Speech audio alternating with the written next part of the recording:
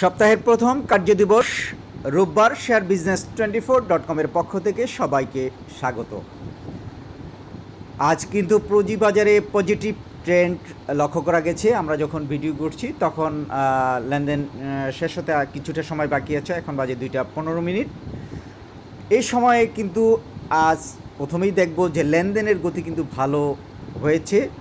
875 কোটি টাকার উপর লেনদেন হয়েছে, 64 পয়েন্ট বেড়ে ঢাকা স্টক এক্সচেঞ্জের প্রধান সূচক দাঁড়িয়েছে 5562 পয়েন্টে। মার্কেট রিটার্ন কিন্তু নেগেটিভ থেকে কিছুটা কমে আসছে, -12.20%। কিছুদিন আগেও যেখানে 18%, উপরে ছিল। গত 6 মাসের মার্কেট রিটার্ন -10.91%।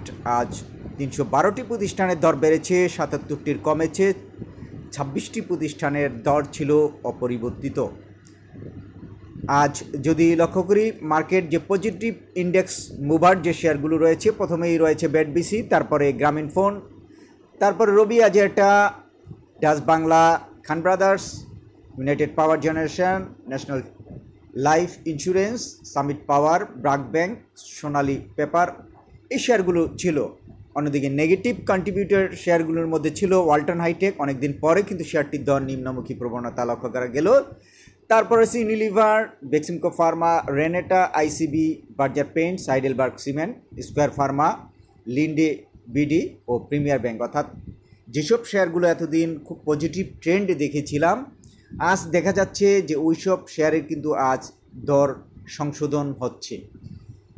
এইটি কিন্তু বাজারের জন্য খুব গুরুত্বপূর্ণ এবং ভালো একটি লক্ষণ যে আজ যেভাবে বাজার বেড়েছে, অর্থাৎ সূচক বাড়ার পাশাপাশি কিন্তু লেনদেনের একটা ভালো গতি ছিল। অর্থাৎ এই যে 896 কোটি টাকার লেনদেন, এটা কিন্তু পুঁজিবাজার একটা পজিটিভ ইঙ্গিত রয়েছে। একটি খবরকে কেন্দ্র করে গত একটা ভিডিওতে ছিল যে সরকারি কর্মকর্তাদের যেমন শেয়ার কেনার কোনো বাধা থাকবে না, সেই একটি খবর ছিল। অন্যদিকে আরেকটি খবর ছিল যে টেকনো ড্রাগসের যেই বিক্রি বা মানে আইপিও রিফান্ডের যে টাকাটা ব্যাক করেছে, সেই টাকাটা দিয়ে পুঁজিবাজারে আবার নতুন করে বিনিয়োগ ঢুকছে। এই কারণে কিন্তু লেনদেন এবং পজিটিভ মুভমেন্টে রয়েছে বাজার। এখন আমরা কয়েকটি গুরুত্বপূর্ণ সংবাদ দেখব। এই সংবাদগুলোর মাধ্যমে আপনারা বাজারের একটা স্পষ্ট অনেকগুলো ধারণা পাবেন। প্রথমেই আমরা যে নিউজটি দেখব যে নবম পঞ্চম বার্ষিক যে পরিকল্পনায় শেয়ার বাজারের সংস্কারের সুপারিশ করা হয়েছে।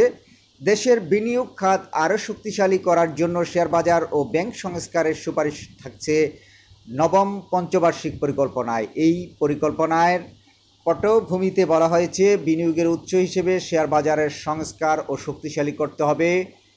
পাশাপাশি বেসরকারি বিনিয়োগ আকর্ষণের বিষয়টি ব্যাংক খাতের স্বাস্থ্যের উপর নির্ভর করে, সেজন্য ব্যাংক খাতের উপর নজরদারি ও বাড়ানোর কথা বলা হয়েছে। সম্প্রতি বিভিন্ন মন্ত্রণালয়ের সচিবদের সঙ্গে নবম পঞ্চবার্ষিক পরিকল্পনায় পটভূমি নিয়ে বৈঠক করেছেন পরিকল্পনা মন্ত্রণালয়ের কর্মকর্তারা। এটা কিন্তু একটি বাজারের জন্য সুস্পষ্ট একটি ইঙ্গিত দেখা যাচ্ছে যে পুঁজিবাজার নিয়ে কিন্তু সব মহল থেকে একটা যে নেগেটিভ একটা ধারণা তৈরি হয়েছে, সেই ধারণা থেকে কিভাবে এই নেগেটিভ অবস্থা থেকে উত্তরণ করা যায় সেই সুপারিশ করা হয়েছে। যেমন এর আগে সংসদে আলোচনা হলো, এখন পঞ্চবার্ষিক পরিকল্পনায় শেয়ার বাজার নিয়ে আলোচনা হচ্ছে। অর্থাৎ এটা একটা পুঁজিবাজার যে একটা দেশের অর্থনীতির জন্য একটা বড় মেরুদণ্ড, সেটা কিন্তু এইসব কার্যক্রমে আমরা দেখতে পাচ্ছি। তারপর হাইডেলবার্গ শেয়ারের বিনিয়োগকারীদের জন্য সুখবর যে এই শেয়ারটির দর কিন্তু গত সপ্তাহে 4 কার্যদিবসে 15.75% শেয়ার দর বেড়েছে। অর্থাৎ এটা কিন্তু খুবই ভালো লক্ষণ যে এই শেয়ারটির অনেক দিন পরে কিন্তু এরকম একটা পজিটিভ মুভমেন্টে রয়েছে। তারপরে ম্যাগনাফেটের বড় অঙ্কের শেয়ার লেনদেন হয়েছে গত সপ্তাহে, 80 কোটি 60 লাখ টাকার শেয়ার লেনদেন হয়েছে। আর এরপরে যেই খবরটি বাজারে চোখ বলাতে হয়, হিমাদ্রি নিয়ে এর আগে আমরা একটি খবর প্রকাশ করেছিলাম। সেই হিমাদ্রির শেয়ার কারসাজি করেছে কারা, সেই তথ্যটি কিন্তু বেরিয়ে এসেছে। শেয়ার দরে যে কারসাজির সঙ্গে সংশ্লিষ্টতার অভিযোগে 3 ব্যক্তিও তিন প্রতিষ্ঠানকে 1,81,00,000 টাকা জরিমানা করেছে। এইসব কারসাজি এবং নানা অনিয়মের কারণে কিন্তু এই জরিমানা করেছে। বিএসইসির তথ্যানুসারে ঢাকা স্টক এক্সচেঞ্জ 2020 সালের 27 জুলাই থেকে ওই বছরের 24 নভেম্বর পর্যন্ত মার্কেন্টাইল ইন্স্যুরেন্স কোম্পানি লিমিটেডের শেয়ার সংক্রান্ত অনুসন্ধান কার্যক্রম পরিচালনা করে। এতে কোম্পানিটির উদ্যোক্তা পরিচালক নুজহাত নাহার তুষারের বিরুদ্ধে শেয়ার সংক্রান্ত অনিয়ম পাওয়া গেছে। এর পরিপ্রেক্ষিতে তাকে 10 লাখ টাকা অর্থদণ্ড দেওয়া। অনিয়ম মানে এরা কারসাজি করেছে। 2017 সালের 2 এপ্রিল থেকে ওই বছরের 12 জুলাই রিজেন্ট টেক্সটাইলের শেয়ার নিলে কারসাজি হয়েছিল। এর পরিপ্রেক্ষিতেও কিন্তু আব্দুল কাদেরকে 1 লাখ টাকা জরিমানা করেছে বিএসইসি। এবং হিমাদ্রির শেয়ার সংক্রান্ত তদন্ত সংক্রান্ত গত বছর 27 এপ্রিল থেকে 28 এপ্রিল পর্যন্ত পরিচালনা করে ডিএসই।